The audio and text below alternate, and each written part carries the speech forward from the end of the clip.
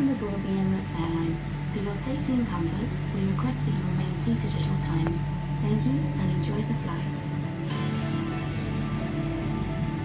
Welcome to your southbound flight on the Emirates airline. We'll soon be at a cruising altitude of 90 metres, higher than the top of Tower Bridge. The Emirates airline links the Royal Docks with the Greenwich Peninsula. On this flight, we'll help you to discover a fascinating corner of one of the most exciting cities in the world. Just a few miles to the northwest is the London 2012 Olympic Park. The Games were an enormous success, watched by more than 3 billion people globally. And huge efforts have gone into making sure the Games leave a powerful legacy for future generations. Competing at London Olympics 2012 was one of the best experiences of my life. If I could go back and do it again, I would do it 1,000 times over. As soon as I stepped in there, the roar was just electrified. And the noise got louder and louder, just all the hairs in my body just lifted up. I think my dad shed a little bit of a tear, but he doesn't like to admit it. The support the British athletes got, the support every athlete got was just immense. Anyone and everyone involved loved it. They'll recollect that memory as one of the biggest days of their lives. And hopefully I can share this memory and inspire the next generation of athletes coming through. The Olympic Park is a catalyst for the regeneration of large parts of East London. It continues from the Olympic legacy. There are opportunities for people to take part in skills and training programmes. It's a fantastic green space and a great space to just come and explore. Beneath our flight path is the distinctive red lightship at Trinity Buoy Wharf, where the Thames is joined by the Lee Valley River. Michael Faraday, one of the world's most important scientists, had a workshop at the wharf, and it's still home to creative thinkers and artists.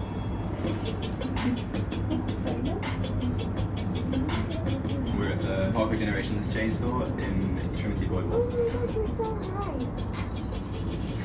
Parkour is largely about relative challenge, so it's never about just doing the biggest jump that anyone can, it's more about challenging yourself. We've got this incredible facility to train at, and it's such a positive thing to have. I'm really looking forward to seeing what the space can do for the community.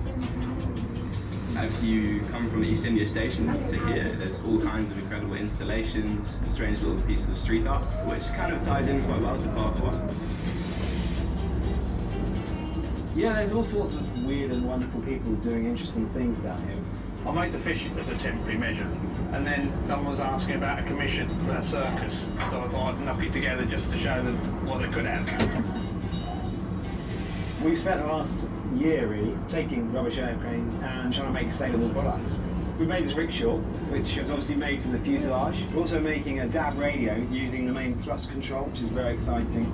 Trinity Buoy Wharf feels like the last corner of old London. In a way, it feels like a little bit of industry coming back to what is historically a really industrial place. The Docklands area of London went into decline after the Second World War. But in the 1980s, there was major new development here, and the business district of Canary Wharf rose into the sky. It now contains many of the tallest buildings in the UK, and more than 100,000 people work in the district. The original idea of Canary Wharf came about by accident. The government had invited down a guy called Michael von Clem, who was a banker, but was really looking for a site for a factory. And he looked around and he said, well, actually not a great site for a factory. But he knew that banking was changing and he was going to need massive trading floors for his bank. And that's where the idea came from. Canary Wharf allows London to have a modern face because so much of London that we love is preserved and we like it to stay. The River Thames has been the lifeblood of London since Roman times, and trading ships have plied its waters for centuries. As the size of ships increased, they needed powerful tugboats to guide them. Despite the demise of the old docks, the tugs and their skippers are still the workhorses of the river. I don't want you to put it in your pocket. I'm probably the oldest tug skipper on the River Thames at the moment, but we still go out and do a day's work. আমরা ওখানে কি দাঁড়াই তো মনে নেই ওখান থেকে sunset দেখি আমরা আরে ওই যে পার্কটা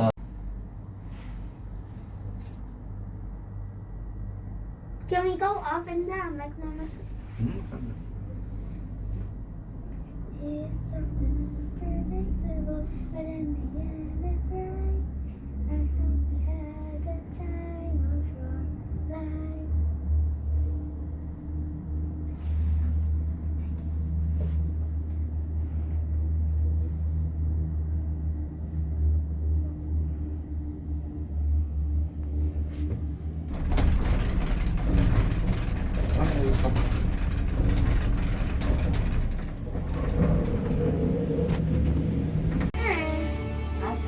Looking east away from the city, you can see an impressive feat of British engineering, the Thames Barrier. It's one of the largest movable flood barriers in the world and has been protecting London for more than 30 years. There, the star. The original design criteria was to protect against the 1 in 1,000 together, they are close together. So On they used 21st the December data they will be available and they projected that into the future. And they built extra safety margins in, and it looks like we'll be okay until 2070. Huh? Yes, The barrier is composed of 10 gates, the largest of which is 300 tons, approximately a third of an Eiffel Tower's worth of metal in each one, and they rotate into position. If you're walking along the south bank, if you can imagine about 3.5 metres of concrete obstructing your view, that's what the barrier protects against. Are you alone? The port of London has been a centre for trade since Roman times. By the 1800s it was the busiest port in the world, and a series of huge enclosed docks were built surrounded by high walls to protect cargo from thieves and pirates. The docks stretch from Tower Bridge to City Airport, and the Museum of London Docklands is preserving the history of this crucial trading hub. The Romans first settled on the Thames, and obviously the Vikings came after the Romans. And all throughout history, there's always been lots and lots of trade. There was loads and loads of privacy. In actual fact, there's a gibbet cage in the museum. Now, you wasn't executed in a gibbet cage, you was hung, and then you would have been cut down, and then you would have been put into the gibbet cage. And there was accounts of 4 to 5 bodies hanging right along the foreshore. So as the shipping were coming in, it was like, if you tell them, you behave yourself, or otherwise this is going to happen to you. You can come to this area, and you can walk around, and you can see where all these things happen. The East End docks have undergone major redevelopment in recent decades. Royal Victoria Dock is now home to Excel London, one of the largest exhibition centres in Europe. King George V Dock has become the grounds for City Airport. The Royal Albert Dock to the north of the airport is next for redevelopment. Royal Albert Dock used to be the commercial centre for the British Empire. But now we're revitalising this whole area again. This is going to be an Asian business port. Companies from Asia will be able to set up their headquarters and trade into Europe. The city airport will allow business people to travel to and from European cities right here into Royal Albert Dock. Business leaders will be able to attend meetings in Paris and within 2 hours be back at their desks here in London.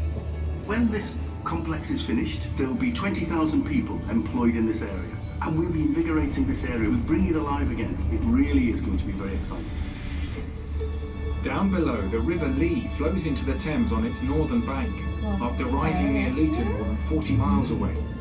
The lower River Lee Valley has a rich history of engineering innovation, with more industrial achievements for its small geographical size than anywhere else in the world.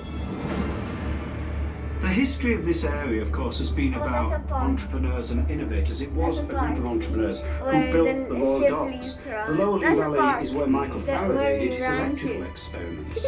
And just across the way here is where Blue built the biggest ship in the world, the Great Eastern. And this place, of course, for hundreds of years, drove the economy of this country. The post-industrial revolution, the electronic technological revolution, began in the Lee Valley.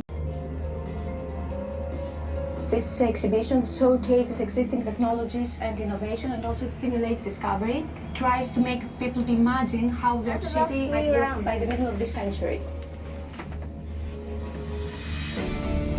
Thank you for flying. Cruising altitude of 90 metres, higher than the top of Tower Bridge. The Emirates airline links the Royal Docks with the Greenwich Peninsula. On this flight,